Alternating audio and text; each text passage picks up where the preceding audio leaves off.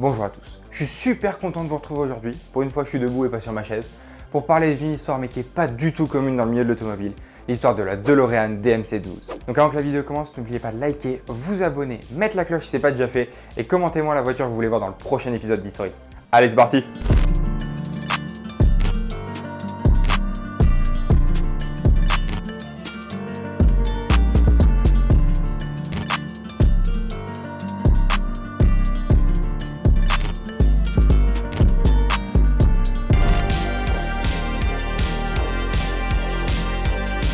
Le créateur de cette DeLorean DMC-12 s'appelle John Zachary DeLorean. Il est né en 1925 aux États-Unis. C'est un vrai passionné d'automobile, de course automobile, de fabrication, de design, etc. C'est vraiment un puriste de l'automobile, au point qu'il devient en 1972 le vice-président de General Motors, qui est à l'époque le premier constructeur automobile mondial. Avant de créer sa DMC-12, il a créé pas mal de hits commerciaux à l'époque. On voit par exemple la Pontiac Tempest GTO, qui elle est sortie en 1964 et considérée comme la première vraie muscle car américaine. Un jour, il se dit que ça va plus du tout. Il est tout en haut de sa grande tour chez General Motors. Il est là, il n'arrive plus à faire passer ses idées. Il se rend compte qu'en analysant le marché, les grosses berlines américaines qui ont très peu de chevaux sous le capot, c'était pas du tout l'avenir. Et c'est là où il commence à réfléchir peut-être à créer sa propre voiture. Il se dit, c'est le moment de faire ma voiture, qui est capable de rivaliser avec des Porsche 911 de l'époque, qui étaient les voitures qu'il raffolait. John, dans les années 70, c'est un peu le cliché du millionnaire beau gosse, philanthrope. Vraiment, c'est le mec va aux soirées de chez Playboy, il va aux soirées Jet Set, il est connu par plein de monde, etc. On l'interview. Et c'est là où il se dit, mais je peux pas faire ma voiture de rêve chez General Motors, mais il y a plein de monde qui serait peut-être capable d'acheter mes voitures ou peut-être capable de m'aider financièrement pour ce projet-là, donc pourquoi je ne créerais pas ma propre marque automobile? Et du coup, en 73, il décide de quitter General Motors, il se barre, il se dit allez c'est bon, j'en ai marre de chez General Motors.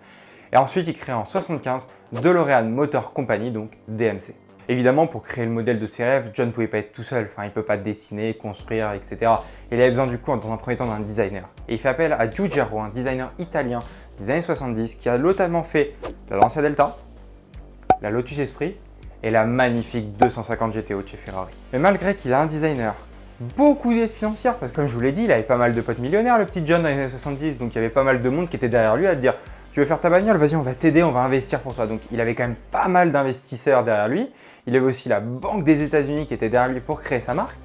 Mais malgré ça, John se rend compte que faire une voiture de A à Z, c'est pas du tout facile. Au contraire, c'est une galère sans fin. Dans un premier temps, il a eu pas mal de difficultés à trouver un lieu où mettre sa chaîne de montage. Il voulait la faire aux États-Unis, sauf qu'il a vite compris que pour des coûts de main-d'œuvre, des difficultés de place et le prix du mètre carré, etc., c'était très compliqué d'aller aux États-Unis. Ensuite, du coup, il a cherché un peu partout et c'est en Irlande du Nord, à Dunmunry, dans la banlieue de Belfast, qu'il trouvera un terrain pour mettre sa chaîne de montage de DeLorean Motor Company. Et donc, c'est en 1978 que la construction de l'usine commence en Irlande du Nord.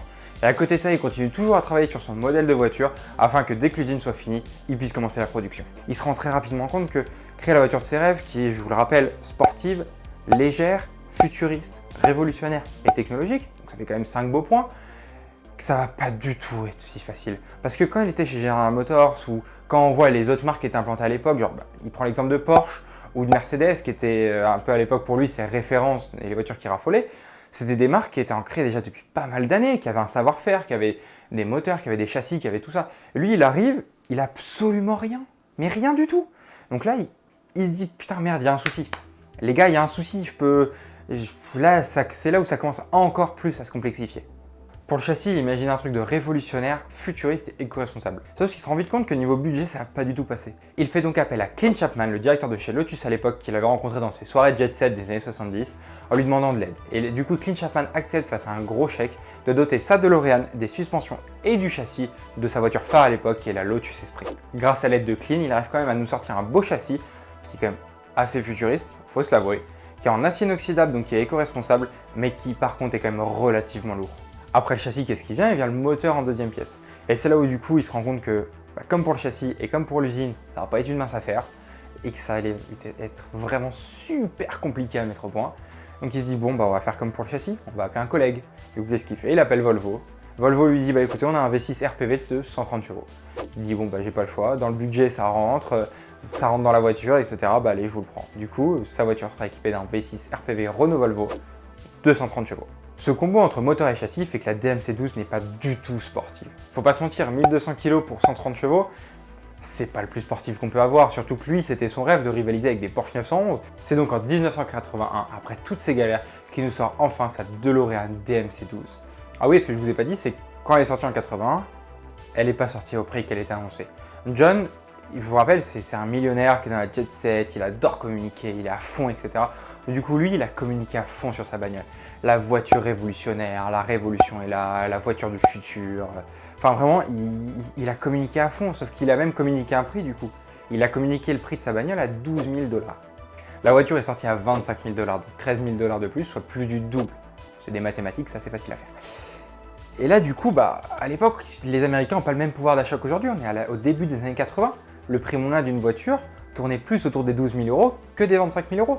25 000 €, ça commençait avec les voitures sportives. Les voitures, du coup, qui avaient un gros moteur sous le capot, etc. On avait, du coup, les Camaro SS, on avait les Mustangs, on avait, comme je vous l'ai dit, des grosses bagnoles. Et du coup, lui, il arrive avec sa première voiture, donc une voiture, du coup, qui n'a pas de passé. Ford ou Chevrolet, qui, eux, faisaient des voitures plus chères, mais pouvaient se permettre, puisqu'ils avaient un passé dans l'automobile, entre guillemets. Lui, on savait juste que c'était l'ancien directeur de chez General Motors et qu'il avait décidé de faire sa propre voiture. En 1982 et après en 83, le bilan il tombe. Il a vendu que 3000 voitures sur les 9000 produites, donc il y a 6000 bagnoles qui sont entassées sur le parking en Irlande du Nord. Ce qui fait qu'en 83, il est obligé de mettre la clé sous la porte et c'est la fin de DeLorean Motor Company. Mais John, c'est un battant, il n'a pas envie de voir son rêve s'arrêter là, il veut faire vivre sa voiture, il veut faire vivre sa DeLorean DMC-12. À la suite de sa faillite, il commence à rappeler un peu tout le monde, rappeler un peu des collègues, des investisseurs, des gens qui pourraient lui donner un peu de sous pour qu'il puisse se reconstruire, refaire sa voiture et continuer à faire vivre son projet. Et c'est là où il se rappelle qu'il avait un pote à lui quand il était encore chez General Motors, donc il allait faire la fête, il allait chez Playboy, il allait à gauche à droite dans toutes les soirées de jet set. Il se rappelle qu'il y avait une star de la pornographie à l'époque qui s'appelait James Hoffman, qui en fait avait un pote, un de ses meilleurs potes, qui s'appelait Daniel Ettrick, qui est un multimillionnaire qui a une société d'aviation dans le sud de la Californie.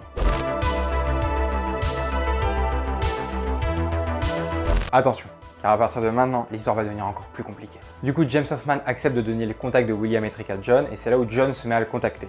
Et c'est là où John se rend compte que c'est pas qu'une simple entreprise d'aviation. Cette entreprise d'aviation est en fait une couverture pour l'un des plus gros réseaux de trafic de cocaïne du sud de la Californie au début des années 80.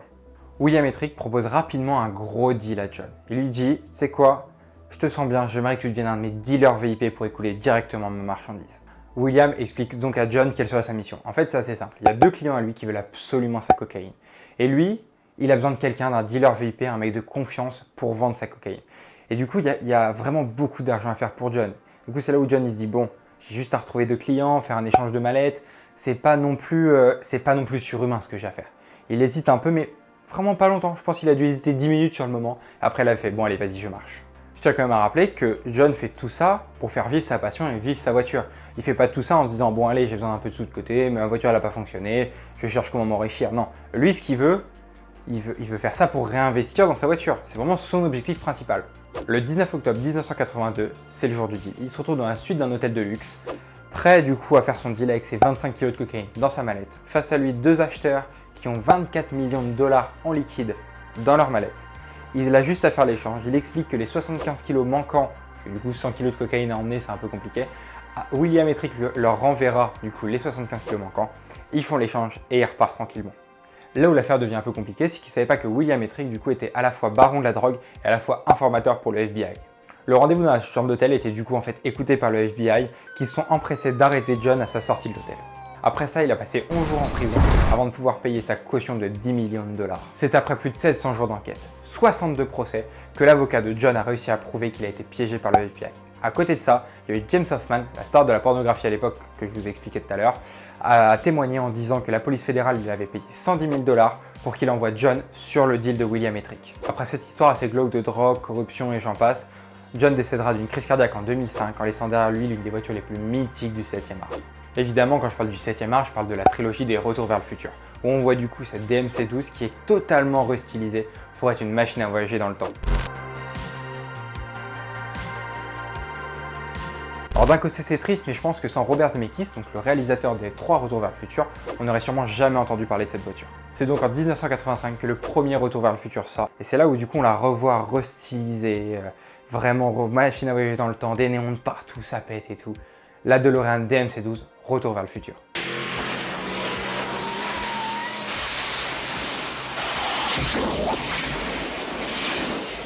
Je ne vais pas vous raconter les 3 films ou vous dire à quel moment la voiture est apparue, comment elle est apparue et tout. Mais en gros, ce qui compte, c'est vraiment la première scène, donc celle où Marty retrouve le Doc, donc Emmett Brown, sur un parking de supermarché, où là, Emmett Brown du coup lui présente donc la DeLorean de Retour vers le futur, la machine à voyager dans le temps. Il se trouve que du coup, il fait un test en envoyant son chien 1 minute en avant, et quand il revient du coup sur la montre, il y a 1 minute d'écart, et c'est là où du coup l'aventure de la DeLorean à voyager dans le temps commence. Il faut savoir quand même que le choix de la DMC-12 DeLorean n'a pas du tout été fait au hasard. Suite au scandale qu'il y a eu avec DMC, du coup avec la drogue, etc. que je vous ai expliqué juste avant, la DeLorean DMC-12 est vite devenue une voiture futuriste démodée. Cet aspect et ce type de futur démodé a vraiment bien été expliqué au début, quand du coup le Dr Brown explique à Marty que c'est le futur, que c'est une voiture incroyable, que c'est l'avenir, et que Marty lui arrive là devant une DeLorean en disant « c'est une DeLorean quoi, c'est un peu démodé ». C'est pas non plus, c'était pas la voiture sexy à son époque, c'était vraiment la voiture démodée d'une ancienne ère quoi. Et c'est là où du coup vraiment le contraste commence à se faire. Dans les 3 films, nous voyons du coup une amélioration de la voiture au fur et à mesure qu'on avance dans l'histoire, mais toujours avec un côté un peu bricolé, style fait main. Le réalisateur voulait vraiment donner un côté fait maison à la voiture pour coller avec l'image du Dr Brown, qui lui était toujours désordonné, sa maison était en bordel, etc. Et du coup la voiture était un peu pareil, fait main, avec des fils de partout, des lumières de partout, des boutons, etc. pour garder du coup un peu cette empreinte du Dr Brown sur la voiture. Et il faut quand même avouer qu'après l'épisode douteux et compliqué du début des années 80, les 3 films ont quand même permis de redorer la marque DMC, DeLorean Motor Company. Et maintenant, que reste-t-il de cette DeLorean? On peut recenser à 6000 le nombre de véhicules qui sont encore en circulation sur les 9000 produits.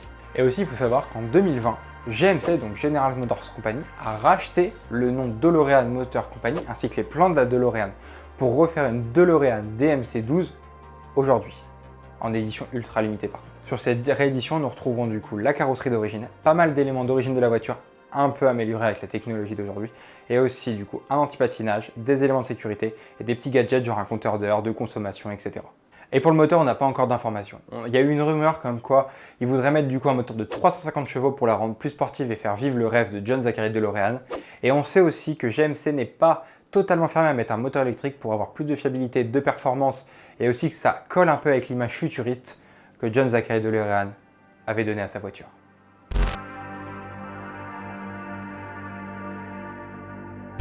Bon bah voilà, c'est la fin de cet épisode sur la DeLorean DMC-12. En tout cas, j'espère que ce nouvel épisode d'History vous aura plu. J'ai adoré faire cet épisode qui était moins technique, mais plus basé sur l'histoire de la voiture et ce qu'il y avait autour. Franchement, c'était une histoire de dingue, je trouve l'histoire incroyable. Dites-moi en commentaire si l'histoire vous a plu. N'oubliez pas de liker, vous abonner et mettre la cloche. Allez, à bientôt!